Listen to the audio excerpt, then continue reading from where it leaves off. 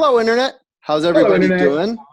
I dug up, I don't want to say old relic because that just makes you sound old, but this It's guy fine. hasn't been on Twitter in a year. He hasn't been on Facebook in 4 years, and I know everybody loves him, and they probably all miss you, Geoff. So how's it going?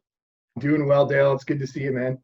Yeah, it usually is good to see me. I try. Yeah, it's totally good to see you. I think I I say that like every time I see you, I'm like, oh, it's really good to see you because I don't see very many people. So yeah, and you're I probably make that terrible joke every single time. totally, oh, yeah, it's good to see me. Yeah, it is Yeah, Dale.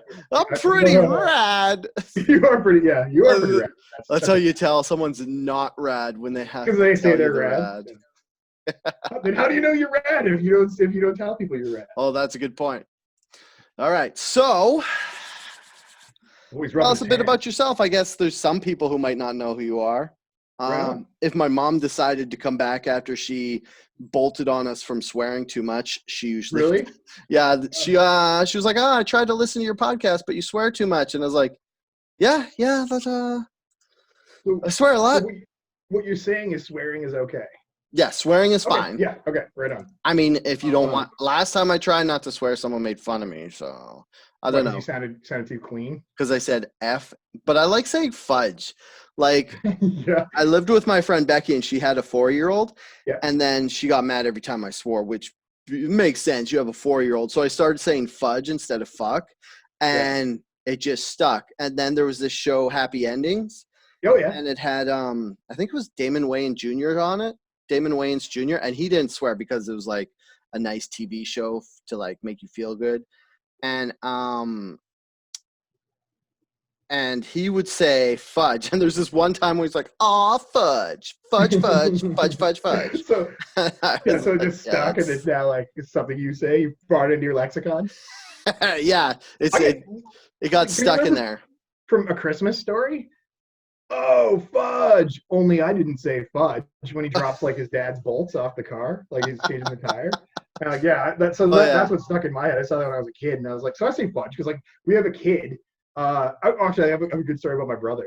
So my brother Yeah. was like trying to stop swearing. He's like, man, I'm really trying to curb my swearing, and I'm gonna try not to say stuff. And like a minute later, his kids are running around. He's like, oh, it's fucking bull stuff. And I'm like, yeah, good effort, buddy, good effort. So you got one. Wait, One did out you of say two is pretty bull, good. fucking bull Fucking bull stuff? stuff.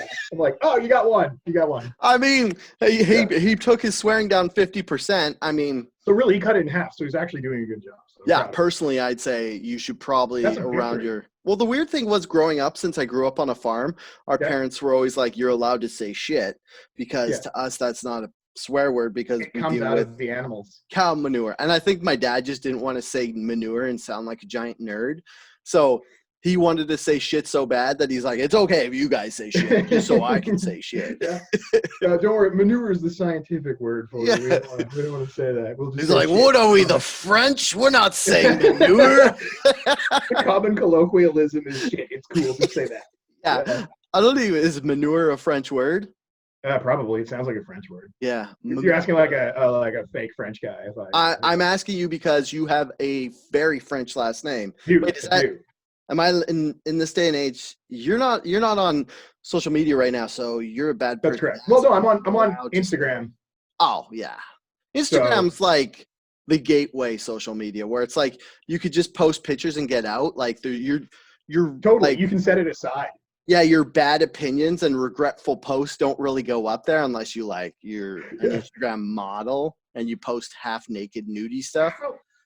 Do they make money doing that? I don't understand the whole like Instagram model thing. Like, what is I that? I think it's the same as like Facebook and everything else. Once you get a certain amount of followers and stuff, Oh, you can you start get monetizing it. yeah, they start being like, "Hey, we're gonna put ads in your promoted On stuff," a paid and partnership with yeah. Canadian Ford Loco. It's just Beaver Buzz and Crown Oh my Royal sucking God, in glass. Beaver Buzz and Crown Royal. Yeah. Oh, I would love to do product placements. I just like if you could pick, they're like, "Hey, here's our list of product placements you could do," and you're like, Man, "Give me some we were random talking earlier candy." about the ASMR people, and they do that a lot, right? They're like, Oh yeah. today's episode is brought to you by fucking earphones. Fucking earphones are awesome. You just put them in. And I'm like, cool. I just wanted to fall asleep, and now I got to listen to your fucking promo. So Yeah, anyway. like you said, you you were watching that girl eat pickles, maybe she's Yeah. like, I'm eating Vicks pickles. Crunch, Right? crunch, crunch, crunch, crunch. Today's ASMR is brought to you by Vlasic. Vlasic is the greatest food. Crunch, fuck, oh, stop it. Yeah. And if you truly enjoy these Polsky Ogorkis, you You're can right. find them too.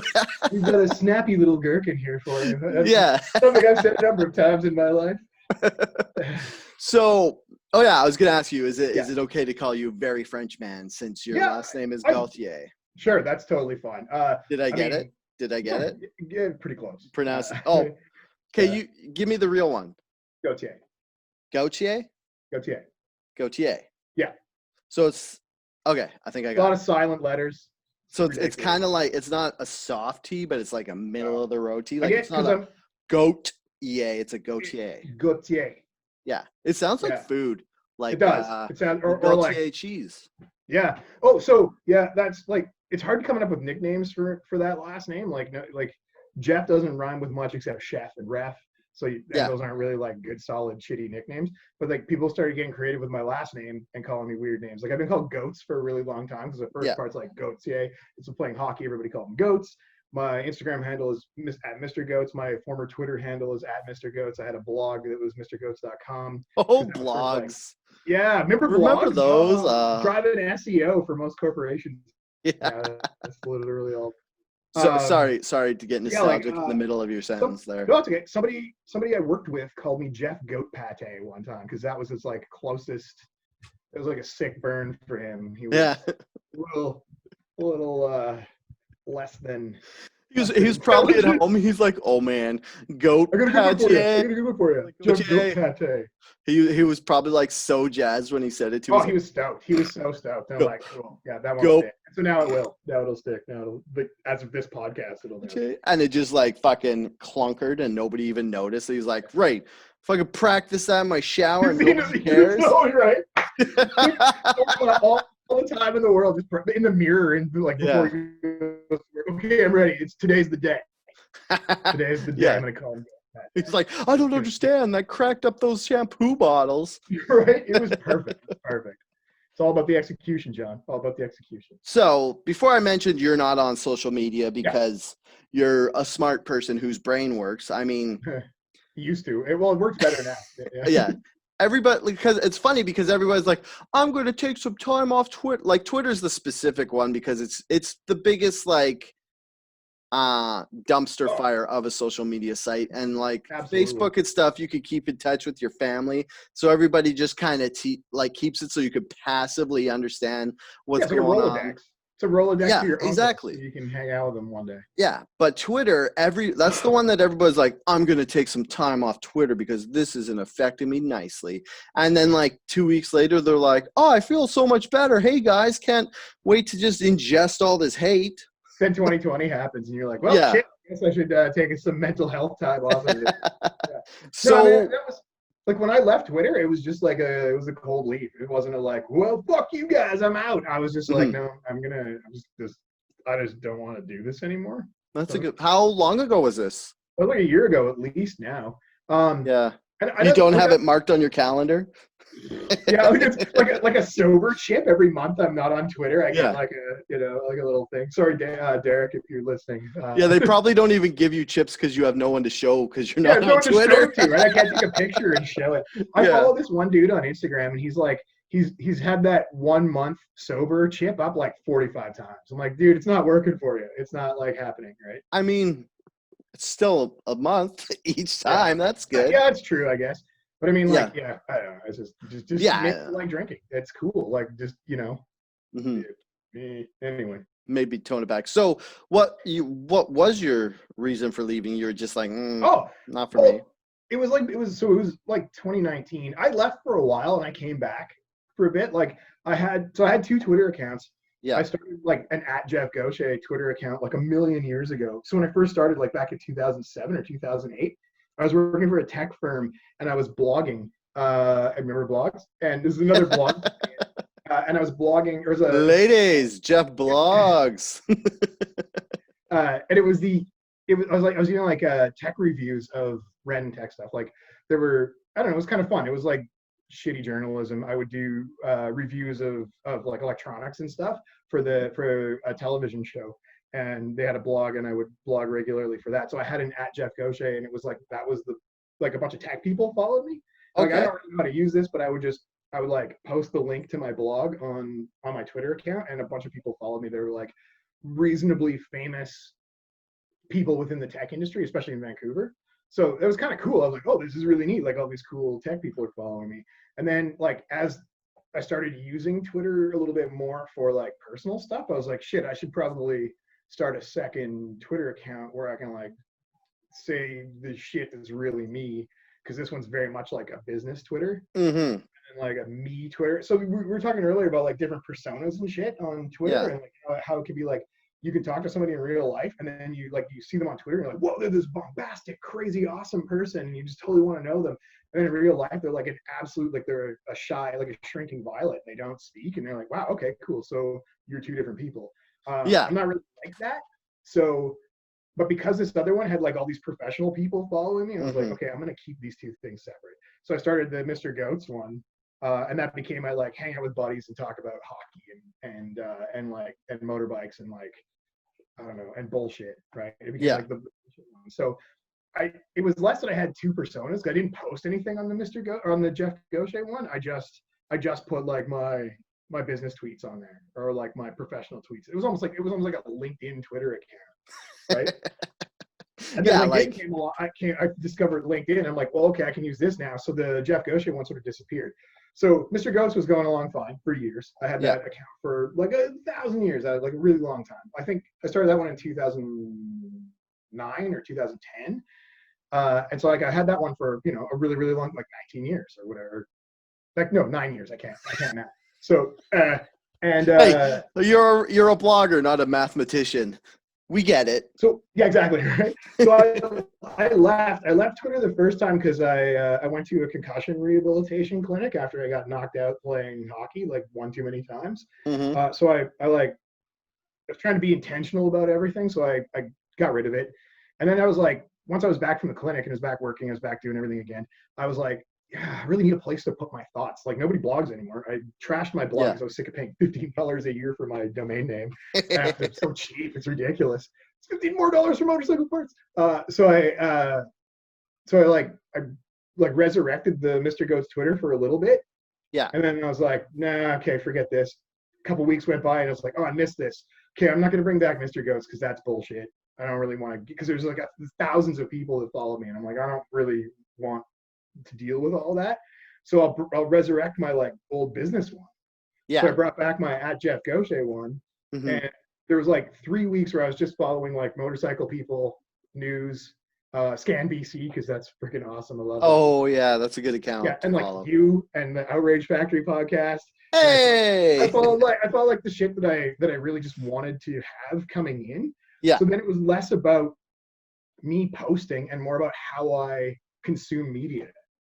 Right. Okay. So I changed it. I had my Instagram account. I got rid of Facebook like a long time ago, and then with my Twitter account, I had just the right feed coming in. Right. Yeah. And then people were like, "Oh, Geoff's back," and it would be like people I knew would start following me. Right. And they're like clicking. They're like, "Hey man, how's it going? Oh, we missed you." They would find it sort of organically or whatever. Yeah. It's an algorithm thing where you start appearing in everybody's feed, like whether or not you're following them or not, because it's like something gets retweeted or liked by somebody and it shows up in another feed. And yeah, like you show up in other people's like notifications, like, hey, this is a hot tweet, check it out. Right. Yeah. So, and I would occasionally type some funny shit, which I know is hard to believe when you're talking to me.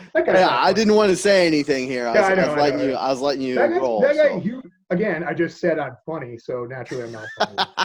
It's like, yeah, that's how you know you're funny. I mean, when you gotta say you're funny, that's how people know you're funny. Yeah, you gotta laugh at your own jokes to socially cue other people to be like, oh, that is funny. It's like your own personal laugh track. Like Big Bang Theory, nobody would think is funny if you didn't hear laugh track. So it's like my jokes. Yeah. You got to hear me laugh so you know when you're gonna laugh. See, you make me laugh whenever we talk. So. Oh, thanks, Geoff. Yeah, you make me laugh. That's good. Yeah, you've always been fun. That's an act That's tool. literally all I care about. Like when people are like, "Oh, I met this other person and they're cooler than you," and I'm like, "Are they funnier?" That's not a real thing. You're Yeah, making that. Yeah, that's conjecture. That's yeah. conjecture. Like remember when you were like when we were in our 20s before we had found our forever girl, Yeah, and you'd hook up with a girl or whatever, and you'd be trying to date her, and then she'd be dating someone else, and you're like, "Is this guy funnier than me? Like, yeah, what's totally going right. on?" Not like, yeah, better Yeah. better potential income maker, nicer, just like generally has cooler shit, or is like, Hey, this was back in our 20s when we didn't care about that. We're like, yeah, income? What's that? yeah, totally. Not Yeah. even a concern at that point, right? Stability. I don't Not build houses. What do I care about stability? I lived in a van for a year. I don't know. That's stable enough, I guess. Ladies, Hey, Geoff lived in a living in van. my van. Was it down by the river? No, not usually. No, no. Mm. Anyway, I digress. So the Mr. Goats thing, the Twitter account thing, Yeah, I had. I'm trying to bring it back. The that's very professional of you. people started. Thank you. People started. I once was in journalism. Uh, people started following me like organically. People that we know, Yeah, people that are friends and stuff, started following me. And it was fine for a while. And I started having that guilt where I'm like, man, I really should follow them back. Right. I'm like, I don't really want to because I don't want to see all the garbage and the bullshit and the retweets and the stuff. that's where you fucked So I like up. follow back, click follow back, click Yeah, follow back. And then I'm just like, and then all of a sudden I open Twitter and it's just an inundation of like depression and bullshit and random tweets and people's just flotsam, right? Like everyone, like Twitter's great. I mean, it's cool. You use it. I used it for years as like a place, almost like therapy, like a place to put my shit, right? yeah, And like, I don't have anyone to talk to. I will put this onto Twitter because no one cares. The problem being is then you start realizing people read that or people bring it back up or yeah, people use it against you or they judge you based on old tweets or old things that you said and they fickly follow and unfollow you based on like their own weird misgivings or like their own and I'm guilty of that too, right? Like you unfollow somebody because you feel like they said something stupid or that kind of thing, right? You're like, fuck that guy, click and just unfollow, right? yeah. Because it's easy. You can just like get rid of friends like this instead of dealing with the actual issue that is underlying. You just say, fuck you, delete, I'm not Oh following you. yeah, like you can uh shore up your denial a lot just by like Oh, totally. anytime somebody like says something that you question yourself, you're like, forget this, delete, delete, delete. Exactly. Yeah, And when you start thinking critically about that, you're kind of being an asshole because and you're not learning and growing as a person, hmm, right? So I'm like, fuck, am I an asshole? I guess I'm an asshole, like to some degree. And so is everybody else. And so it becomes this like really toxic place where like shitty behavior is kind of rewarded to a degree. yeah, Um, and because we live in this society where when you make self-deprecating humor or you make humor that puts other people down, it's funny or it's like or that's what gets the likes and the retweets and you get trapped in that whole thing. And I'm just like, do I want to be part of this anymore? Meh. yeah. I So think the year that you've been gone, yeah, I think a lot like because it used to it be was a like good time to go. yeah, it used to be this is what's wrong with me. And then other people who felt that were like, oh, someone to like shore up and like we have a connection Yeah, there's through our empathy there own, too, right? yeah, So through our not own even the shoring faults. up, but there's legitimate empathy with some Yeah. So it people as was like well. this nice big support group. But Yeah, then I guess it kind of evolved to everybody calling everybody else out, being like, oh, you don't care that's about this enough and you should care more about this. Like, especially right that's kind of now, what's we're happening seeing right that. now, Yeah. right? Like Oh, you even see it definitely. on Instagram. This is exactly what's happening. You're not enough. You're not doing enough to fight racism. I'm like, are you fighting racism from behind your Instagram posts? Like, is that helping people? Are you Yeah. actually helping? I mean, you're educating. I get that, and you see that you're educating, and that's a thing. But you're educating other people who are doing the exact same thing. It's you are talking to the same people. Is that echo chamber? Is that what that is? Yeah. I think Like so. you're saying Black Lives Matter, we have to fight racism to another person who's also saying that right back to you, Black Lives Matter. Like, are you actually contributing? Are you actually helping in any way? So that's neither here nor there, right? Yeah. You can help in your community, you can do what you need to do, but you don't have to be performative about it. You don't have to Yeah, like exactly. post about it on Instagram. So like I posted that black square on Instagram and Yeah. the second I did it, I'm like, that's fucking wrong. I posted this and this is not right and I don't know why. And I Hmm. posted it and like an hour and a half later I took it down Oh yeah. I still have that. I still have that guilt of like I put that fucking post up there, and I'm part of the fucking problem now. Well, And it was a good thought, like so people oh, could it's a great see idea how. in Yeah, it was a concept, but yeah. it's performative allyship and it's fucking garbage, right? And Yeah, like, whenever it turns into this is what I want you to think I am instead of yeah, this is exactly, who I am, right, like we're talking about the two personas, like a lot of people use this as a chance to be like, this is the persona of someone who cares, yeah. when what the true point of it all is you should care. And it like You have to do yeah, the work in your life, not on your social media, right? yeah, So, exactly. That's a good point. you know, like, and come and have a conversation with me. Don't preach at me from your computer screen, right? And I mean, I'm Hmm. kind of doing that, I guess, right now. But you know, you do the work in your life. That's where it comes from, Yeah. right? And so, but there's also that guilt because I have, you know, I have all this guilt. I'm sure other people do. Hmm. Like, I'm a beneficiary of the system. There's no fucking question about that. Oh yeah, like I'm it's a 44-year-old white man. Everybody fucking hates me. I'm the worst person on the planet, and it's always been that way since the '90s. Since I went to university, and you're immediately told you're a white man, you're basically the yeah. root of all evil, and you need to fix that and justify it. So I have to use my power to fix things. And so I can do that to the best of my ability. I can give back to my community. I can help out. I can coach kids. I can Hmm. teach people how to do things. I'm trying to use my skills to give back to my to Burnaby, to my place where I live and where I work. Yeah. Right. The one That's thing that's is, how I make yeah. these reparations. Right. But I also understand and fully acknowledge that I'm benefiting from everything. Hmm. Right. Yeah, I feel like you should um not check your privilege or whatever, but you should admit to yourself and Oh, others totally. around you that Yeah. maybe in some way your life was a little bit easier. That doesn't mean your opinion doesn't count or you shouldn't be Right. involved in the conversation. What it means is you, as soon as you admit that there are other people who didn't have it as easy as you, and Oh, you then work to make it as easy for them as it was for you, or like the thing I have is it's like people are like, you have privilege, so we want to take away that privilege so that your life is just as hard. Whereas that's kind of backwards, because what we should why don't do, we elevate everyone? yeah, Right. Like instead of everybody should stripping be away privilege, elevated push it. But I know. But to that's the easy to Star say Trek from a universe. yeah. It's easy to say from a position of privilege. Why don't we elevate everyone Yeah.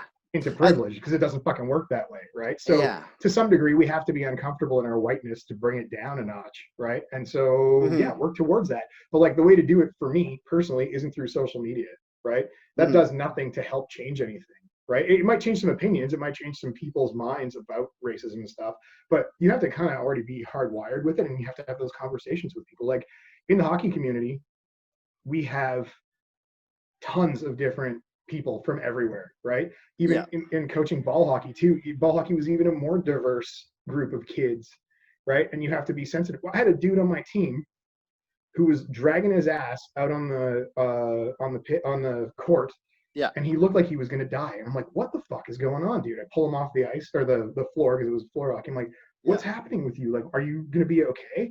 And he was celebrating, I believe it was Ramadan, Oh yeah. So and he they was can't drink fasting. water or eat food Well, I didn't during know they that couldn't time. drink I'm like, water. you're a 9-year-old kid and you're playing floor hockey. You're gonna die if you don't drink water. He's Yeah. like, I can't for religious purposes. I'm like, okay, I get that. How about take a break?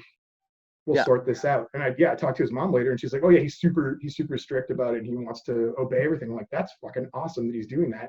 Yeah. Maybe have him skip this game. He's like, he wanted to come so badly. I'm like, you got to balance these things a little bit, right? Like, just, I mean, I don't know. It's not for me to say. He's allowed to Yeah. come play. I would never say, no, you can't come play hockey on my team because I don't But want you to as a die. coach, it is your responsibility. Like I'm if a responsible for health the concern safety of the happens, children, right? yeah, So like yeah. So that's like, mhm. it's one of those things where I'm like, I didn't understand that world. I didn't know it. Yeah. And it took like a kid almost passing out in my tutelage, for lack of a better term, Hmm. to like, I didn't realize this. And so like I had to check myself because I didn't know all that stuff. So now I'm like a little more conscious of that when I have other kids on my team that might not be from the same culture that I'm from, right? Yeah, I have to exactly. take those things into account, right? And how I think you did handle it correctly though, because like when you saw he was dragging his ass and having trouble, you pulled yeah. him aside and you're like, "Hey man, what's going on here?" And so what's up? Like yeah. You weren't like So when I was playing chiding him hockey, and telling him to like pick it yeah, up. when I was playing hockey, I would have been called a bad name. There was probably a female The name that I P can't word? repeat. The P word. Yeah. Get up, P word. Like, Yeah. what's wrong with you? Like, what's wrong with you? What are you, some kind of gay? Or like that kind of thing, right? But yeah, Yeah. because those two things are equivalent, right? Not being able to skate and because of an injury and being a homosexual are exactly the same thing. So, right? Like, so I'm from that day and age where that's what would have happened to me if I was dragging my ass. And no one would have questioned, like, if it was an ethical or religious decision that I had made prior to going on the ice. So, Yeah. it's one of those things so we're progressive to a point now. We're much more aware it's still bad. We still need to do a ton of work. And I know this, and I acknowledge it, I understand it, and I'm putting in that work to get it done. But there's also only so much I could do. I'm not really the person in power that needs to help make the change. I can try to affect change where in my life where I can. But we're gonna stop putting people that are older than us in power that are you know what I mean? We gotta wrestle. It's not like we gotta wrestle power like physically. We just gotta take the chance that when we see like a kid who was fasting because of Ramadan, that we acknowledge it and kind of, I guess, not maybe change the entire game, but kind of tailor his experience so it doesn't hurt just him. Yeah, I can play. If I had known prior to the game, I could have played him shorter shifts. Like, get out there, run for a minute, come back in, hang out for a while, regenerate your body, get back out and play for quick shifts, right? Like, not take the opportunity away from him, but like modify it to help fight, or not fight. That's wrong. Totally. Let's just say fight. I except for fight. It help him like figure out the effective strategy to get out there and do it properly, right? To modify and tailor it for his experience. So, yeah, exactly. So that was, I guess, that was good. Twitter talking about multiculturalism all at once. Yeah, I was just gonna say, I guess we covered why you left. I guess I kind of fucked up because a half hour ago before you started talking about this, I guess we should have covered who you actually are. Oh, okay. Sure, man. Hi, Internet. I like to do it backwards. That's fine. I like to do it backwards. Yeah. I'm winking. For those, you can't. Oh, accidental. They like to do it backwards. Those are worth more when they're accidental because I used to make them all the time. And like totally. So. Yeah. Okay. Hello, Internet. I'm today's co-host, Geoff Gauthier. I am 43. I'll be 44 pretty soon. No one gives a crap about my age. I've known Dale. We all care. Your birthday's in 2 days. Happy birthday, Geoff. Thanks, man. Yeah. This is your present. You get to be on this podcast. This is what Dale being with you is always a present. It's a gift. Oh, thank you, sir. Yeah, man. I've known Dale for about 20 years, give or take. He's a good dude. I've known Derek for a long time. Sorry he's not here, but I hear he's off gallivanting in. Did he fly? We'll talk about this after. Anyway, I'm Jeff. Yeah, I just don't know what Derek wants to be put out into the world. But yeah, that's cool. I won't say anything. Yeah, it's all good. Anyway, he's not my what I always say is he's not here because he's too busy with too many things in his life. He spread himself too thin. And I got Jeff, who I'm not going to say is better looking than Derek, but I'm not going to not say it. I appreciate he has more. How about this? I got Jeff. He has more tattoos than Derek. I do. I have a couple. Well, maybe. I don't know. He has a lot under his shirts. I don't have that quite as many. I think he has 3. You have, well, yours is technically 1, isn't it? Because it's a whole sleeve. Yeah, well, I mean, this is 1. Show the ladies. Show the ladies. They don't want to see my. Pull that sleeve up. Pull that sleeve up. Let's see it. See it, big boy. This keeps going. Did I just? Oh, I didn't see. I didn't know you had them all over your legs too. I got tattoos everywhere. Look at that, ladies. Got one up here. You're welcome for the. That one was that the most painful one? Yeah. Well, this one goes a little higher. This one right in the armpit. Yeah, that one hurt. Ooh, it's gotta hurt so much. I got this one hurt. Oh, nice. They all hurt. They're just you know what though? The worst thing was the one on my calf. That one. Oh, really? It hurt for like a week and a half afterwards of like throbbing pain. I have my calf done and it felt like really hot. Yeah, when I was getting it done. It wraps all the way around the back. Yeah. Just like it was shinned all the way around the back. And Did the shin hurt more than the calf? No, the calf hurt more. What? The shin hurt getting it. The calf hurt more later. Oh, and maybe you like bruised the muscle. I texted my tattoo artist and he was like, "Yeah, it fucking hurts. That's the way she goes." I'm like, I bet tattooists love those texts. They're like, "Hey, I'm a P word who got a tattoo from you." Right? Yeah, and it still hurts. Nobody told me these were gonna hurt. When does it stop? My arm was 53 hours, 53 and it hours? over time, right? No, And at and it once. You didn't. went 2 days. At once it was. I went 2 straight days of just getting tattooed. It was awful. But then my calf was like, it was 3.5 hours or so, and it was more painful than the arm ever was. It was ridiculous. So, and I've known Marky, my tattoo artist, since we were 18. So wow. for forever. And 26 years, right? Yeah, totally.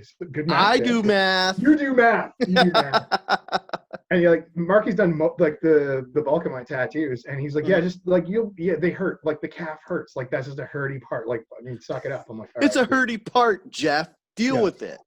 Pretty much. He's like, yeah. So, because I was pussing out. I was like, a week. It's like at the end of the week, and he's like, God, it hurts so bad. He's like, yeah, it'll do that. I'm like, okay. And then like a week later, it was totally fine. So, oh, nice. 2 weeks total healing time was good. Anyway. So what do you do for? I don't know. What do I do for a living? So sidetracked on tattoos. Should I say? I mean, if you're comfortable, you don't have to. I'm the director of marketing and communications for a student association at a major university in Lower Mainland. Oh, nice. Yeah. So it's funny because you're like head of marketing and stuff, but you're not on Twitter. Yeah. No, it's probably a good bet though, because you get so sick of that at work. I know how it works. I understand the metrics. I follow the numbers. I also have a person who does that specifically in my department who handles all the social media campaigns. Oh, that'd be the worst. Was that like a community manager? I think that's what Derek does. It's sort of that, but like, I mean, they're a marketing strategist really. So they end up doing multiple other things as well, but like they handle the social media promotions for all of the things that we do. So okay. I really only get a report every Monday on the numbers. That's kind of like my jam. So I love analytics. So my world prior to this, I worked in the mining industry. And I worked in the marketing division there, and I did analytics and numbers for a mining software company.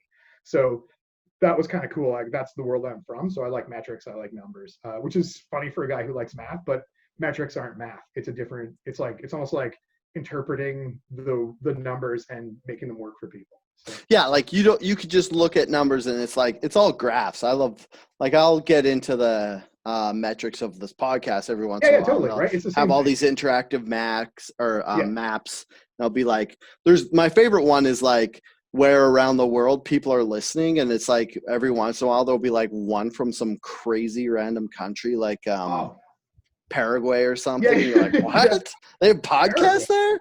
I mean, obviously they do because the internet's around the world, but you just don't. You're like, how is someone on the other side of the world listening to my voice, and what are they getting out of it? Like, it kind of makes me like a little more self-conscious. Like, I was in Paraguay a couple of months ago listening to your podcast. And, that's actually comforting.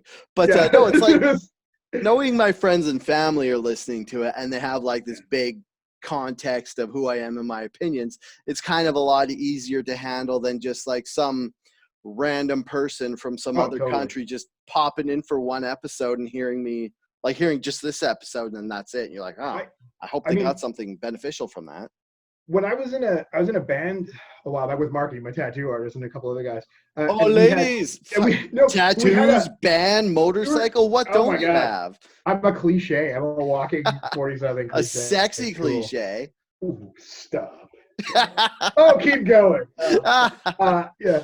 But we had the same thing, right? Like we put our album up online for people to download, and like we'd have people message us from all over the world and be like, "Hey, I bought your album for $3," and I'm like, "Holy shit!" Like a dude in France, a dude in like random places, or like we had a woman from Mexico who bought our album. I'm like, and she was just, I love this so much, and it's wild that people would take the time to email you. Like, I'm in a stupid indie band in Vancouver, and somebody in Mexico bought this and thought it was good enough to email us and tell us that it was that she enjoys the music. And I'm like, man, that blew me away. Right? Like how do I rate? Like I did this as a fun little side project with some buddies. Right? Like, I mean, like, I'm not getting emails about how much people like my podcast. I'm just looking on the analytics map. So, totally. but if someone does, what? You know when I enjoy your podcast because you'll get a random text message the week later after it airs where I'm like, oh man, I totally agree with you about this. And you're like, what the fuck, man? Like out of nowhere. I was listening to your voice. So in my head, I'm like, Dale knows exactly what I'm talking about. Yeah, it's funny because my brother does the exact opposite. I mean, Like 4 days after the podcast drops, I'll just get a text and it'll be like, you were wrong with this, this, oh my and this. God. And it's like, oh, thanks. It's like the after the fact check Neil. Nice. See, I try to look at the glass half full side of things. Yeah. I'm trying to be more positive in my later life, in my twilight years, as I fade off into darkness. I'm trying to be more positive about everything. So like, I want to pick up the good things that you did, Dale. Yeah. Tell you about the good things you talked about. And I guess if I was wrong, the mature thing to do would be like have a corrections and retractions segment the next week. But then I'm just like, I forget. And then we start talking about tattoos and casts, and Geoff was in a band, and then it's just all gone. So you remember in newspapers, whenever we printed retractions in newspapers, Yeah. they're always buried. They're like on page 10 at the bottom in the left-hand corner where no one sees them, and they're like this big, right? Like an eight column. Like last week we printed that this person killed his wife, but that actually wasn't true. It's alleged, and right? Nobody ever reads those, right? The retractions and stuff. So it's that same thing, right? You nobody wants to admit they're wrong. It's like, you ever watch? Hey, you we're ever wrong. watch BoJack Horseman? I watched a couple episodes. Never look behind you. I'm not going that way. I mean, it's kind of a weird wisdom in ignoring everything type of way. So do you want to actually talk about some outrage that happened out in the world, or do you want to just talk about our lives some more? No, man, we can talk about some outrage. Like, I don't know. Again, I only see, so basically I'm only on Instagram. So one of the things about being on Instagram versus being on any other social media platform is that you really only see the outrage a couple of days later in meme format. That's sort of how it comes to me. So like that's like how I get my news. Yeah, like so the St. Louis protester. Oh, with the guns, people. So I saw this, like, it was Carol Baskin's head photoshopped onto the woman. And then my favorite one that I saw was the dude with his gun in the lineup from the promo poster for Predator. So it's like Schwarzenegger and I would say Carl Winslow. This isn't doing anything for my health. All the guys Carl are Weathers. lined up, and like Jesse Ventura and the other guy. Carl Weathers. Carl Weathers. Yeah, Carl. I was like, Carl Winslow is the cop from Family Matters. They're all lined up, and then that dude with the M16's like photoshopped into the picture, and I'm like, that's how I get my news now. Is meme format. I'm like, what is this all about? And then I have to go do the actual research about it. So sorry, I'm just looking up the news story of. I mean, this was on the docket to talk about, so we can talk. I've got it pulled up here if you want to talk about it. Got it pulled up on my other screen. That's kind of funny. Like I get it on Twitter. Like I get it's the same thing. Well, it's different because you get it in memes when people are already done their outrage, so they're building humor fun of it around it to hours later it. Sometimes. Yeah. Whereas on Twitter, it's like, can you believe these fucking people? And then it's just the video of them like pointing their gun, and you're like, wait, what's going on? And there's like no context to anything. And so I always have to look at, like, every time I see something on Twitter, I'm like, holy shit. And then I go read the news, and I was like, oh, that was and so kind of as undynamic as it was pointed out to be. So that's like another reason why I left Twitter, right? Because the outrage happens so immediately, but there's no fact checking. And I come from a journalism background where, like, if you didn't do your fact checking, you get your ass fired and you stop working and you stop having a job. So in today's day and age, you don't have to fact check anything. You just have to be pissed off about something, and that counts as news, right? And like when I was working at the Calgary Sun, I made this this was I think 8 years ago in 2012. And I just started in the editorial department. Like I moved over from advertising to editorial. So I was making infographics for editorial stories. So there was a story on like bears and like bear attacks. I was like, oh, I'll do a what to do if you're attacked by a bear infographic. So I do all this stuff, and then I put it together, and then I put it out. The next day, the editor-in-chief comes down. He slams a paper on my desk in front of me. He's like, where's your source? And I'm like, what do you mean? It's an infographic. He's like, you still have to tell where you got all this information. So it's like, you and me come from that world where it's like, you can't even make an infographic without citing the source. This is where we got the information from this. We're not just making it up. Whereas Twitter, it's like, I made this up.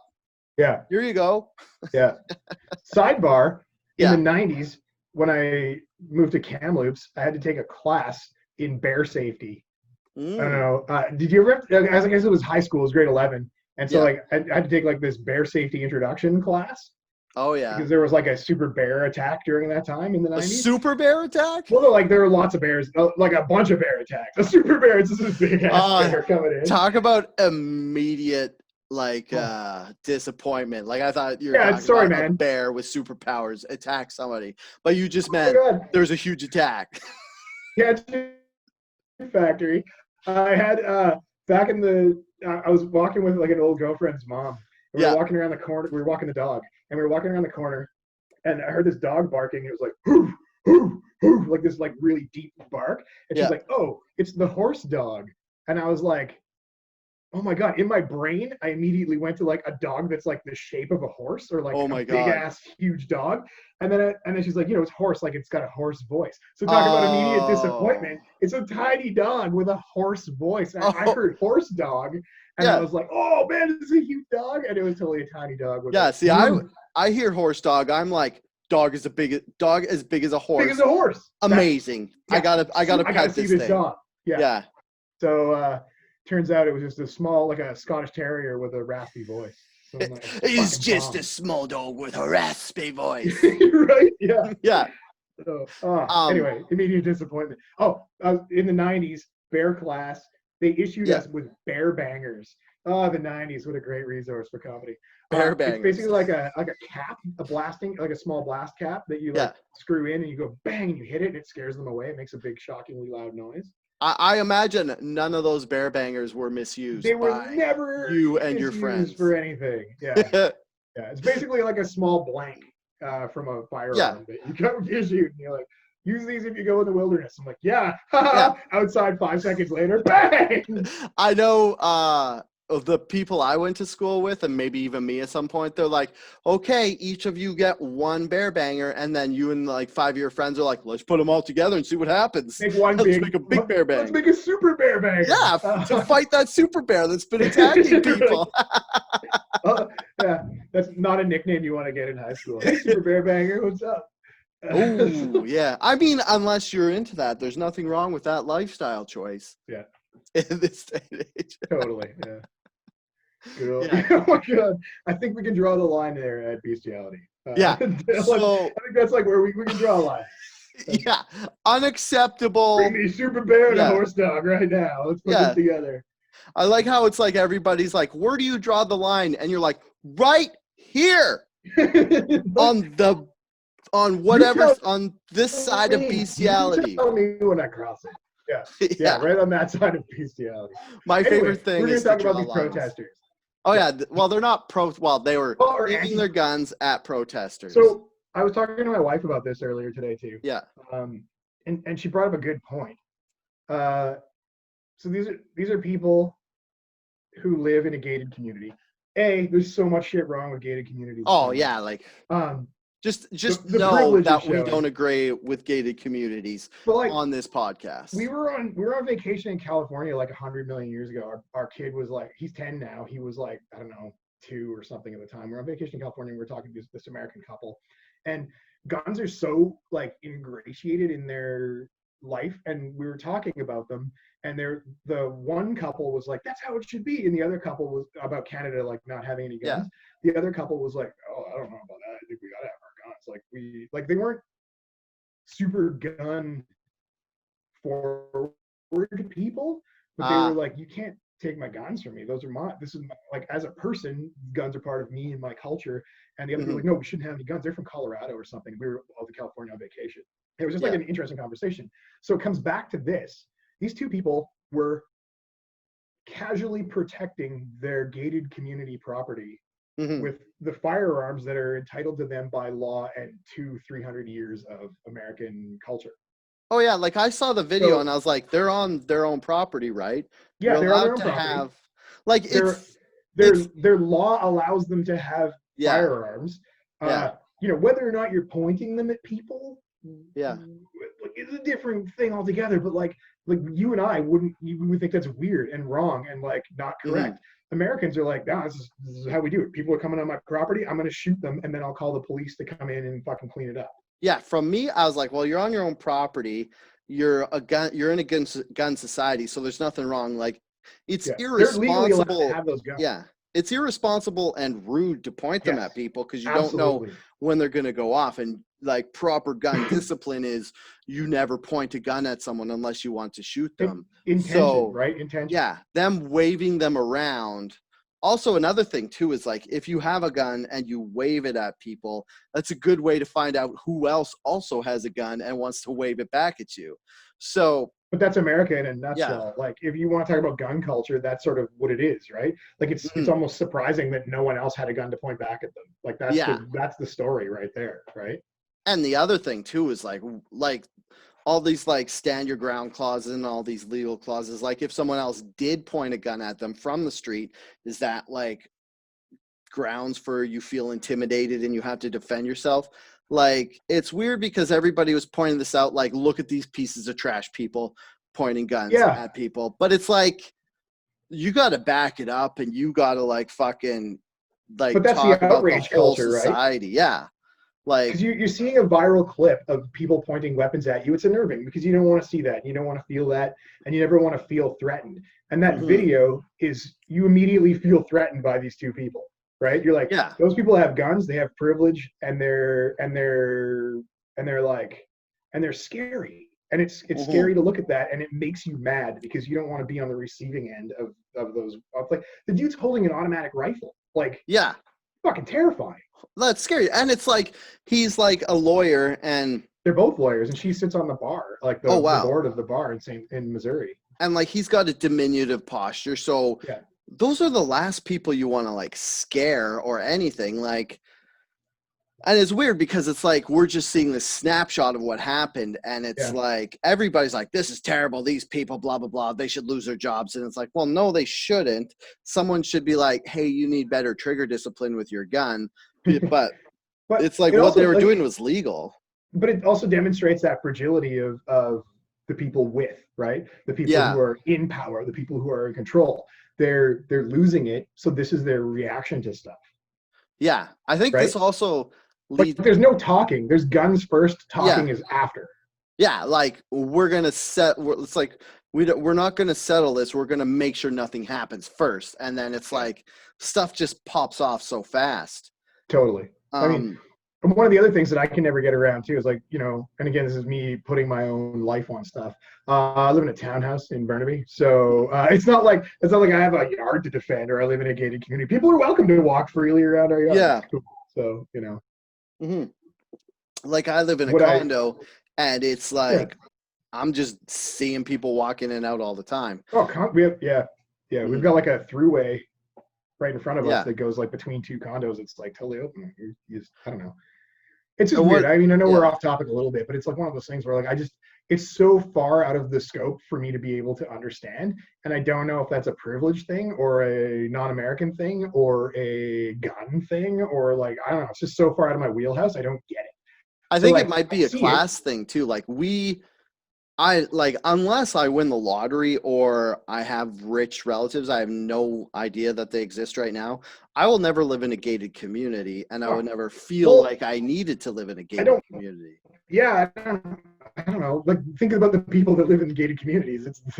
And again, I Yeah. mean, maybe that's me being classist to some degree, but like I don't want to live with people like that, right? Like Yeah, I like don't. I'd rather live with you, Dale. yeah, you're not gonna go to the fence and make dick jokes with that guy and have a good time. Like God I don't no, see talking to him being as entertaining as talking to you or no, pretty totally, much right? Like it's anyone not. else. Yeah. Yeah, again, it's that thing where you're so far out of the wheelhouse. It's sort of irrelevant. But you see what it does to people on Twitter is it creates an us versus them mentality Oh in yeah. a microcosm with not enough information.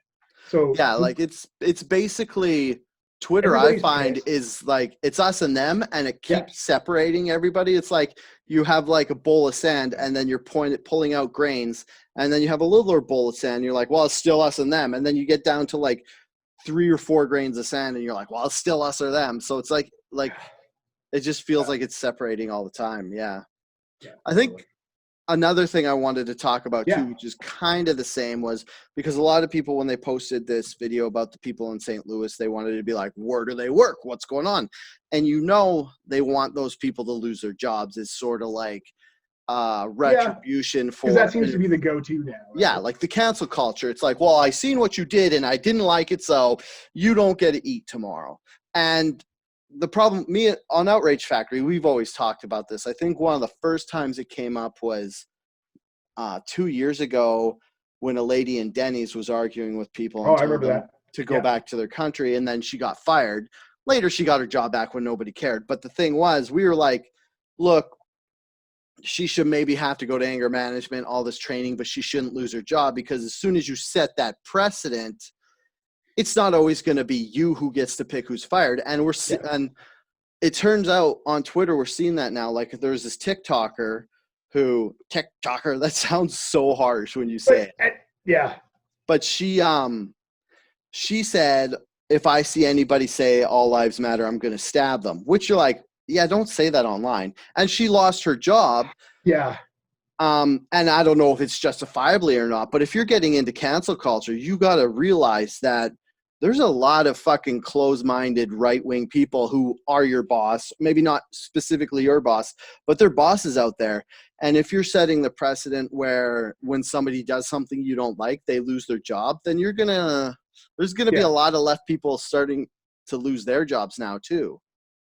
See, like cancel culture bothers me in so far as that it's one of those things where again, there's no work put into it, right? Yeah. This person's bad, cut them out of everything, Hmm. right? Like no background, no information, no work Yeah. to be done. Just they suck, they're done, Yeah. right? Like No. it's like an immediate Yeah. blacklisting and it doesn't make any sense. Yeah, there's no like road to forgiveness paved out. There's No, no like the prison and it bothers me too system. because like Yeah. some people get away with doing outrageous, shitty things, and they're and like, but they're like they're good looking or they're nice or they're Yeah. popular, and so they skate by and Hmm. or they've repented and they're like, oh, I've done the work and I've made myself like better, or I'm like making these better actions and doing things that are I'm working with the community to try and figure out how to make things better, and like, Yeah. oh, okay, cool, well, you're fine, then you can come back in, you're no longer canceled. But like you look at these other things and then like people get canceled immediately, you're done, you're just done, and everyone Yeah. rallies against them, they're like, you're finished, you're totally done, we don't want to talk about this person's over. And like nobody's doing the due diligence and like what is the difference between that person and somebody who is accepted immediately back in, or Yeah. never really outcast in the first place. It's And the all thing crap. I don't like about cancel culture is it seems to hit the peons the hardest. Like somebody who is like a Yeah, business owner, if you're like they should lose their job, it's like, well, they don't have a job, they own a business. And you're like, oh, we should not go there. And it's like, yeah, well, people still go there. But you have like just somebody who's like a representative of some country, of some company, and they're just immediately cut, or they're like just like a laborer, they lose their job, and they're right. the people who need their jobs the most. So it's like it's almost like it's almost like cancel culture is a reaffirmation of the whole class system because it affects the lower class the hardest. And it's the whole Well, cancel culture was designed to try turn that around somehow. I don't know if it was though, right? Well, Like I feel like I think about cancel the cancel culture culture, stuff that I'm we've going to seen, give like, them the benefit of the doubt and say okay, cancel culture started with good intentions of oh, totally it punishing did. people who were doing ill will to other people in the Agreed. world Yeah, agreed. where they wouldn't necessarily have repercussions. But now it's just turned into, oh, I don't like that, they're fired. Well, and it's almost like, yeah, it's so casual now, right? Like just Yeah. cancel them, just cancel them. Like, okay, so Yeah. that we can't. So we all agree this person's bad. We all agree. What was last week? Chris D'Elia. Oh yeah, We all agree that Chris D'Elia's bad. Cancel Chris D'Elia. He's done. I'm I like, mean, so where do you draw that line, Dale? Where do you draw that line? Like for he's me the a weird, creepy Crystalia pervert. Everyone well, actually saw this coming. yeah, It's not a he shock to shouldn't. anyone. Well, Crystalia, I don't believe cancel him, but like a stand-up comedian is like my the goods Oh no, I'm I listened to selling the is show. myself. Yeah, I know your stance on it. yeah, But yeah, they're not the happiest people in the world, stand-up yeah, comedians. They, as a very general rule, they're not like they're not well-adjusted folks. right? Like, But for me, the thing with stand-up comedians is you don't have to cancel them because the goods they're peddling is tarnished as soon as their reputation is tarnished. Like Chris D'Elia is a stand-up comedian, and you only buy like his specials or watch him if you like him. And if you find this out and you don't like him, like I'm not going to go back and watch one of his 2 specials on Netflix anymore because I'm like, yeah, oh, it's the kid toucher. I don't want to watch this. yeah. Well, it's immediate. Yeah, there's an immediate tarnishment to it where you're just, Yeah. I'm not going to bother with that now, right? Totally cool.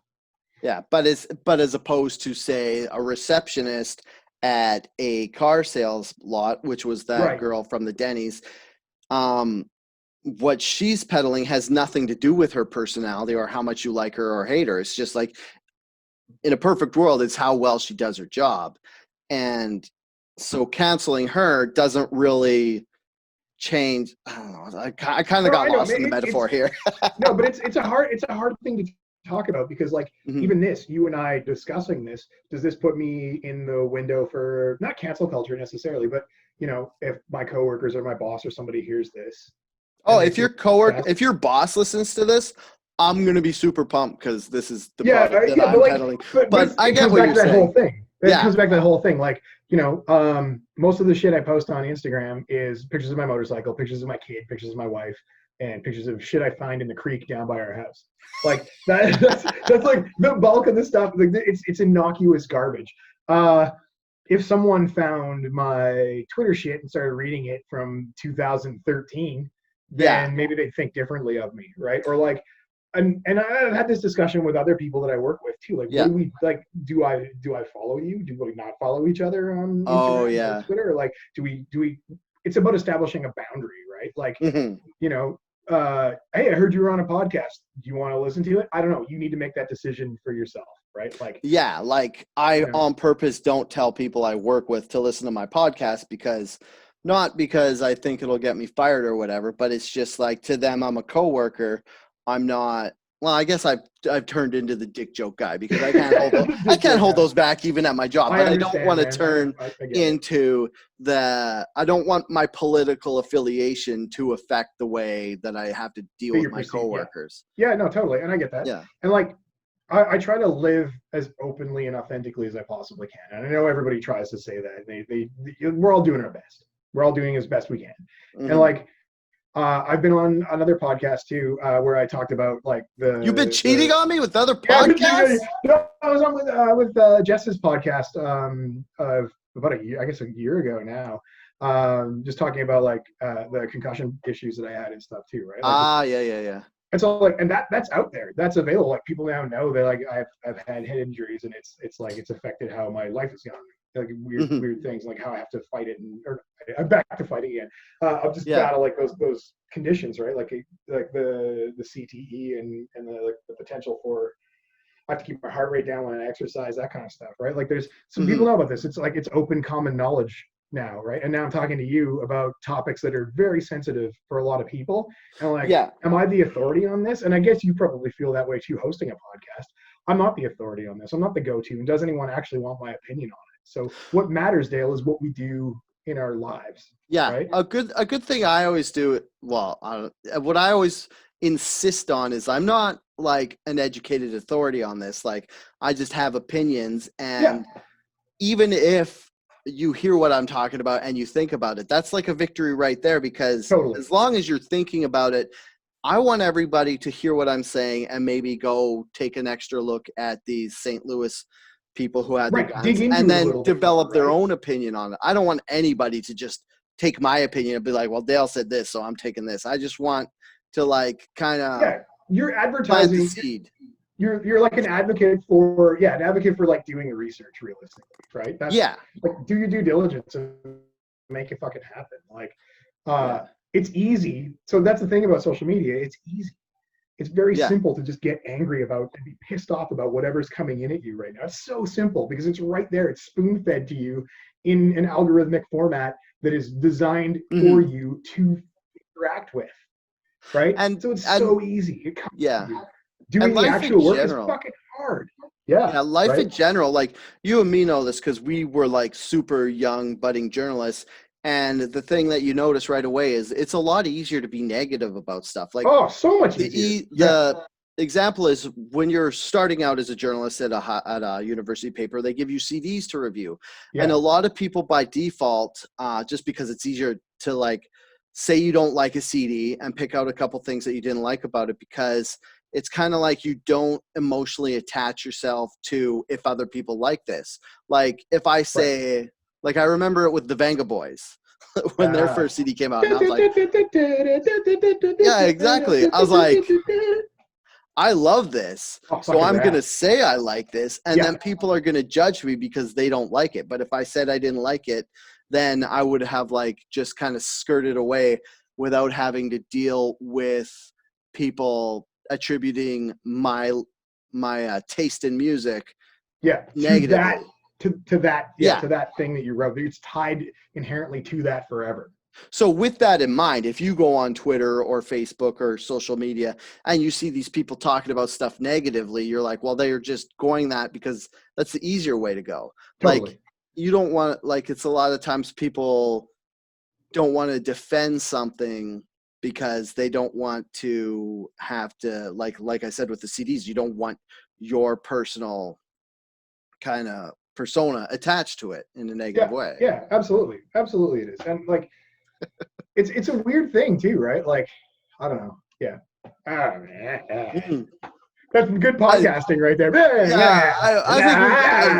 I think I just talked myself into a hill there, just like. No, but I see what you're saying. Like, I can actually give you a concrete example of this. Ooh, everybody's favorite. Speaking of like CDs and stuff, everybody's favorite thing to bag on. Here it comes. I've got a Nickelback story. Oh, okay. Are you ready for this? Yeah. Back, I don't remember the year. I think it was maybe 1997, 1998-ish. Can't remember. Our band, I was in a band, like a stupid little band. And do you remember Uncle Charlie's in Kamloops?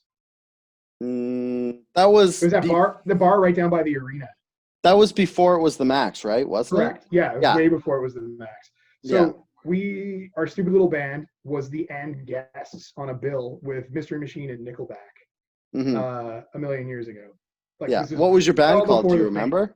What's that? What was your band called? Do you remember? Sorry? 10 Speed.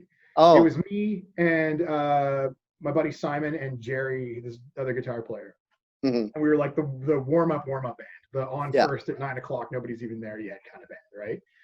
And I remember sticking around, and like I was a huge Mystery Machine fan, so this is like the biggest thing in my life. Okay. I was like, this is the band. I'm so excited. And we went up and we shit the bed and no one cared and it was fine, whatever. We got to play a show. We played for, I don't know, like 25 minutes or something like that. Packed up all our shit and then we stayed and we stuck around. And I watched Mystery Machine and I was in awe. I was just like, this is awesome. And then we watched Nickelback and watched Nickelback play. And they're like, they're really fucking good, man. They're really good. Like, this is a young Nickelback. Fantastic. Their very last song, they covered Jeremy by Pearl Jam. Oh, yeah. And it was unfucking believable. It was so good. It was so good. And of course, this is like early. There's no one around. I was talking to them afterwards. I'm like, dude, it was so good. And I was talking to Chad, the guy, the lead singer guy. I'm like, that was so rad. It was such a good cover. Like, it was rad. And I'm like a young dude at this life, right? And I was just blown away by this dude's ability to cover this song. Your whole set was rad. That cover was wicked. So yeah, thanks, man. Whatever. Yeah. Fast forward to 100 years later. I was working with a friend of mine who was, I was basically coming as a cameraman. He was going, a camera person, he was interviewing Nickelback when they were on the set they're renting a building in Burnaby, kind of off the Lougheed Highway for the Photograph video shoot. And we got there and we were interviewing somebody from Nickelback and I was just there to take photos of the set and the scenery and everything. And we interviewed the bass player and the drummer, I want to say. Yeah. And we get in there and there's like a full sushi spread and there's like a full, like, there's beers everywhere all over the place. And they sit down and we get brought into this room in this building and we sit down and we're like, hey, so what's going on? And they're like, hey, how are you guys doing? We're good. And he's like, hey, do you want like some sushi or a beer? And I'm like, why do you have all this stuff? He's like, hey, we're Nickelback. I was like, okay. And that just set the tone for that. So these guys I met like 15 years ago, 15 years prior to that. And they're like, I told them the story about how I saw them. I thought it was fucking rad. And one of the guys wasn't in that version of the band. So he had no idea what I was talking about. Yeah. So, and he was like, yeah, like, and we were like we had some beers, we interviewed them, we talked to them, and they're very like, we just don't even understand any of this stuff. Mm-hmm. Like what's going on. We're just doing what we're doing, and we show up to the thing, and hundreds of people come out, thousands of people come to see us, and it's fucking surreal. So like, they don't even really get why they're famous. But anyway, the story was like, you meet these guys later, and they're like, as a youth, I made this opinion of them that like, not that like Nickelback was good. They were fun to watch. It was an amazing live show. They did a great job. And then they just became over time, like a caricature of themselves. And that's sort of what Twitter's like, right? You meet all these people, and they're genuine, and they're awesome, and they're fun, and they're nice. And then they're just a caricature of what you thought they were at some point, or what the experience, because the experience changes over time, and everything changes over time. I think that's what I was going with. Did that come out? Yeah, that's good. That's right. Succinct is better than my CD analogy that just kind of. Yeah, I mean, I was just trying to put it together, right? Like, over time, if you feed into that persona, you become that persona. That's a good way to put it. To a degree, right? So like, and I didn't want that to happen for me. Like, if you look at my Instagram page, it's pretty fucking milquetoast, man. Like, it's just a character. Like, I'm a caricature of myself. Fucking Sons of Anarchy, Wild Hogs, bro. Now, like, riding my Harley, and taking pictures of my vest, and like. I mean, that's not the worst genre to be in. I got shit all going on, except that motorcycling. During the COVID times, I can go for a ride because I'm wearing a mask and gloves, and and I'm not touching anybody. Yeah, but see, the good thing is you realize you don't got much going on, because really nobody on Instagram has much going on, but they're just like, this is a great big deal. Like, my Instagram is all leaves and flowers. I love your Instagram page. Your Instagram page is one of my favorites. Yours and Andrea's are awesome. Oh, like, thanks. There's always nature and cool stuff to look at. Every time I'm scrolling through, I'm like, dum. Yeah. It's like those are cool flowers. And it's so funny because everybody's like, why do you take so many pictures of flowers? Like, blah, blah, blah. I'm like, cool. Because I like taking pictures of flowers. Like, I've always said, it's better than looking at my motorcycle photos. If anybody would pay me to take pictures of moss on a tree, I would be the happiest person alive. But nobody wants to, so you just get them for free on Instagram. Yeah. You open them up in Photoshop and steal them off Getty and clear the watermark out of it. I don't know. Like, it's just like, for social media, I'm always like, it's almost kind of lame, but it's like you have the Christian belief where it's like you treat others how you want to be treated. Like, that's one of the fundamental beliefs of Christianity. Yeah. So, like, I'm not saying I'm Christian, but for me, social media, I'm always like, well, I don't like reading dumb stuff, and I don't like when people are bragging too much. So I always post what I want to see. Yeah. Like, if I have a picture, if I took a picture that's all right, and I'm like, it's not that great, I'm not going to post it, because if I saw it, I wouldn't be that jazzed. Or like, there'll be so many times where I'll have like a tweet, I'll be like, this will be really funny, but it's kind of mean. So I'll be like, I'm not going to put that because I don't like reading mean stuff all the time. So it's just like, I mean, if everybody did that, just post. You're being that change, right? So instead of being that reactionary person that's just pissed about everything or makes that immediate reaction about it. I mean, I'm social media's Gandhi. I'm not going to say it, but since you just did, I'll accept it. Totally you are. You're the social media pacifist. Let me see some more flower pictures, Dale. Get in there, Dale. Let me see that stamen. Get a good focus on that. Yeah. All those petals are hot. If there's two rules for social media to help everybody out, it's post what makes you happy so that other people will see it and they'll make them happy and reciprocate, and never read the comments, because that's where people go to shit out whatever's wrong in their personal life and kind of take it out on someone else. Why are people like that? Why are they like that? I can't, like, the comment section is probably, unless you're helping people. Yeah. Like, unless you're like answering a question that will help people in the future, or like, shut the fuck up in the comments. There's no need for you to comment on anything.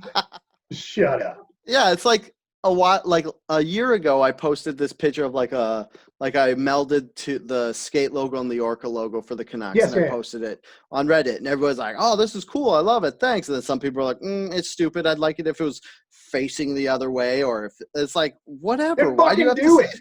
Then take that opinion, do the work, and make it happen. It's like, why did you point out the one thing you didn't like? And then just, for me, it's like, I see someone, I'm like, oh, that's cool. Scroll. whatever. I'm never like, here's what's wrong with it. Like, You know what would be better mm-hmm. is if you totally didn't do what you did and do what I think is awesome. Oh, this thing you created out of nowhere. I mean, it's acceptable and it's good, but here's what I don't like. What I would personally. do is delete it and do what I do. Do what I think is right. That's what I think. I'm not even going to do that because I'm too lazy. I'm just going to complain about it. Yeah. Yeah. Opinions are like assholes. Everybody's got at least 2 of them. What? Pardon? It's funny. Just like, it's like someone's like, I wouldn't do this. It's like, well, then make a podcast and talk about it. Yeah, exactly. Well, and hence the rise of podcast culture too. Right? Yeah. Like, I don't know, man. It's weird. Yeah, I think podcasts are just like the new blogs. Yeah, I mean, it is. I mean, I don't know, man. You know what I miss about what? Actually going to work? Because this room that I'm in right now, this is where I work now. Oh, this is my this is my you office. Just tainted it with Outrage Factory. Yeah. But I used to listen to podcasts on my commute, right? That was like So like I have this backlog of podcasts that I like. I listen to yours and I listen to every little thing because it's half an hour.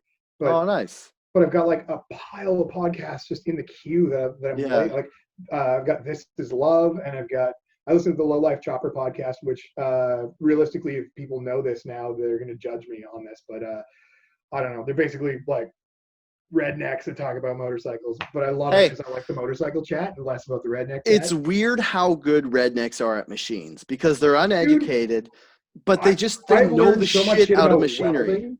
Yeah. Like I should just come to you, but you're busy, so I listen to this podcast. Now I know more about welding. Yeah. The Low Life Welding podcast. Yeah. But like and like I don't know, and I started like I got on this kick of listening to like murder podcasts for like the longest time, and then I'm like I got to stop listening to these because they're affecting me as a person. I now know way too much about murder. Oh, dude, I listened to, it's called The Last Podcast on the Left, and it's like, it's a true crime podcast, but it's macabre. And like over a year ago, they did a series on Mengele, the Nazi scientist, and it ruined my life. Like every time someone brings up scientists, I like think about the horrible shit Mengele, this guy did. Talk about this and I'm like, or like whenever somebody's like, oh, that guy's a Nazi, when they like see some white supremacist, and you're like, oh, no. Let me tell you about actual Nazis and what they did to children. Wasn't it a Nazi scientist that invented the H-bomb for the U.S.? Yes, I think no. I can't. Anyway, we're not talking about that right now. Are we talking about that pizza though? Well, the what? The swastika pizza? Oh, you want to talk about that? Oh my God. So it's funny because I texted Derek because me and Derek saw Aziz Ansari live, and Aziz had this joke where to point out how like people are pile on stuff. I thought we were canceling Aziz Ansari. Yeah. Anyway, carry on. So in his stand-up, he had this thing where he was like, "Did you see this Pizza Hut Nazi pizza thing?" And everyone was like. And I was like, I don't remember this. He's like, well, it just happened. And he's like, has anybody seen the picture of this? And then like people in the crowd put their hand up, and he's like, what do you think about this? And then they go to say something. He's like, I don't care what you think because it never happened, and you're just pretending to be part of something that never happened. Yeah. And then smash cut to, I guess this week sometime at Little Caesars, somebody actually put a swastika on a pizza, like with the little pepperonis. Yeah. Yeah, I saw the picture and it's appalling. It's weird. And like, though, like you can go into when you're ordering pizza online now, there's always like a box at the bottom where you can fill in like any special requests. And you're like, yes, make a Carl Winslow on my pizza out of green peppers, please. Right? Like that would be quite the feat. Can you please do the portrait of Alfonso Ribeiro in my pizza? That'd be in the cheese. Would be Did fantastic. people put, hey, can you put something on my pizza that makes you lose your job? Yeah, totally. Yeah, totally. Yeah. Can you please? Yeah. Fuck. I don't get it. Like, why? I guess it was just like an 18-year-old kid who's like, I'm not thinking about the future at all. This would be funny. And then like now, like I think a bunch of people who were working that shift got fired, but it's like, what did you think was going to happen? What do you think was going to happen? I know. And that's like, so, I'm raising a child with my wife. We're raising a child together. And like, how do I stop him from making dumb decisions like that? Oh, God. Right? Like you and I, we like, Dude, I grew up in a hockey culture. Yeah. There's some shit that I'm not proud of that happened, and it's in my past. And like, you make stupid decisions as a kid. It's That's not like how you it's learn. not It's how like you like learn stick and in the grow. butt level stuff that whole hazing thing that just happened, is it? Well, I mean, that never happened to me. Okay. So In one of your two not buttholes? recently anyway. One of my two buttholes. You always get that backup butthole just in case, just like everybody else. You Yeah. know. So one's You, still good. It works fine. yeah, you have your hot food butthole and your regular food butthole. Right. Yeah, exactly. Yeah, spicy butthole. Spicy butthole. Yeah, but it's like, yeah, we grew up doing dumb shit. I mean, Yeah. but you like, so part of it is like, you know, he's 10. By the time I was Mhm. 10, I was in the hospital like 5 or 6 times with broken shit. Right? He's Oh never yeah. even scraped a knee, and I'm like, he's not learning anything. He's not learning how to handle pressure and pain and shit, but also like making decisions, right? Yeah. Yes. So this is where we're trying to rectify the past with the future and like make these Mhm. right decisions and stuff. How much leeway do I give him to make mistakes? Yeah. And where Dale, where do we draw that line? Yeah, Right? exactly. Because like you were saying, I I was an unsupervised kid. Like I fell Yeah, out of man, me too. haylofts. I I didn't even live with my family. I didn't even live with my family for a while. I lived with other people's families. oh weird. Yeah, That's well, long story. I'll tell you more about that later. But that's an in-depth character thing to bring up right near the end of the podcast. But it was like I yeah, remember I moved to where like but like, yeah. I moved to where I lived. We moved farms when I was like 7 years old. So somewhere around the time I was 7, I walked half a kilometer down the road, like just unsupervised. I was probably like in between 7 and 10. yeah, Like it had to be somewhere around there. Like I was grade 2 to grade 5, and that's being nice yeah. to my parents. So I'm walking down Not the getting your parents in road. trouble. I'm half a kilometer away from my house, and then there's like a little forest on the side of the road. So I'm in there, and like I walk up because there's kind of like, it's not like a cliff, but it's like 15 to 20 feet. Yeah, yeah. It's a And ravine. and I'm a 10-year-old boy, and I'm like, Yeah, think I got 7 to 10. superpowers and I'm indestructible. And I see that there's a rock ledge like this, and then there's a tree growing up about a foot and a half from the rock ledge. And I'm like, oh, I'm You gonna can make slide it. down that. You can make it. You can Yeah, make I it. can make that. So I climb up there, and I jump out and I grab the tree. And it's since I'm 10, I didn't properly look at the fundamentals of this tree or whatever. So if it goes Physics. back, and I hit my head on the rock ledge, like Yeah. not hard enough to knock myself out, not enough to give myself a concussion, but enough to be like, oh fuck. And then Something's wrong. you Yeah. get that like 10-year realization. You're like, where you just like kind of smash cut to the situation you're in, and you're like, how the fuck did I get here? What am I doing? So Yeah. then I kind of like, it didn't even work as a fireman's pole because it's a tree and you can't slide down Yeah. trees the same Like way.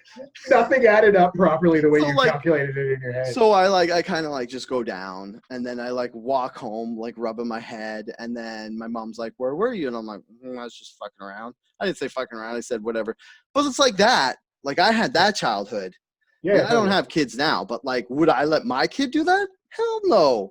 Would Yeah. I be completely scandalized if I found out my kid had done something that potentially stupid? Yeah. So then, okay, so now smash cut to me actually parenting a child. Yeah. And so if I let him go outside and go Yeah. explore on his own and do something, half the people would be like, what a great parent letting his child go out and explore the Yeah. world. And the other half of the parents would be like, what a fucking scumbag. I can't believe he let his kid go out unsupervised.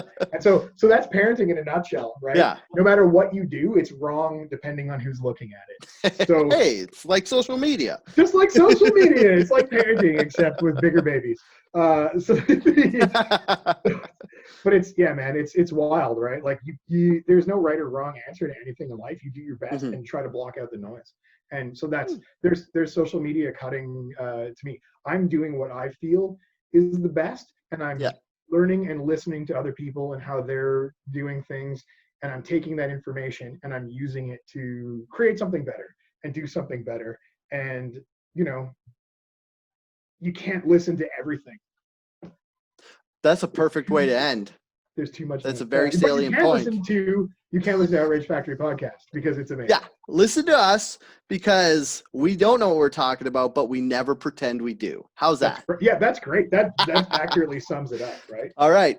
Thanks a lot for tuning in. Geoff, you've been a wonderful guest. We got a deep dive into your life there a bit.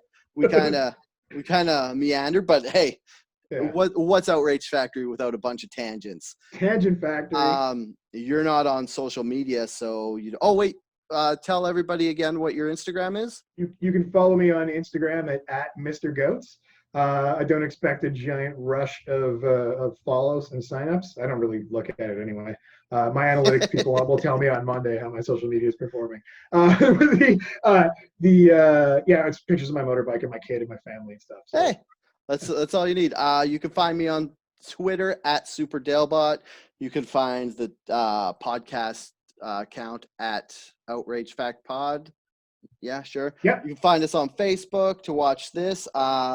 You can go to YouTube, Outrage Fact Pod on YouTube if you missed the live stream, but you still want to see the video. What have I been listening to it on? What is that? What is the internet program that you use to run Transistor? Yeah, Transistor. I've been listening to Transistor FM. Yeah, we're on our third hosting site. Yeah, I know. We started on SoundCloud, and then we went to I don't even know what we went to next. I totally forgot. Stitcher? Was it Stitcher or something? No, it wasn't Stitcher. Anyway. There was something, and then Derek switched to Transistor because you can have multiple podcasts on. Yeah, it's behind the scenes stuff that nobody. I digress. Yeah, you could go give us money on Patreon. I think it's just I'm good. Outrage Fact Pod. Yeah, and I guess that's it. Oh, check out this. You can see my feet on OnlyFans. I'm just kidding. Oh my God! Could you imagine how bad our OnlyFans accounts would be? Oh my God! It would just be like, you can see my cool thumb. You can see my thumb I destroyed. Would you for $5? For $5, I'll suck on it. Ew. No, I was working on a motorcycle project for a buddy, and I was holding down a piece of metal. Yeah. With my hand, and I was drilling into it, and I'm like, I'm not going to strap it down. It'll only take a second. And of course, I caught the drill and created like a blender blade situation where it flipped back around and cut the end of my thumb off. So I got like a butt thumb now. Look at those stitches sticking right out. Oh, when did that happen? 2 weeks ago, I guess. Gross. Yeah. Pretty gnarly looking. Anyway. Yeah. Hey, I'm not going to say that was dumb of you because working with metal every day, I have to learn those lessons the hard way myself. Hard way. That's how you learn. That's how you learn. I still make mistakes. And I learn from them. Yeah. Okay. Yeah, that's it. Thanks for tuning in. Come back again next week. And until next week, stay angry. Stay angry.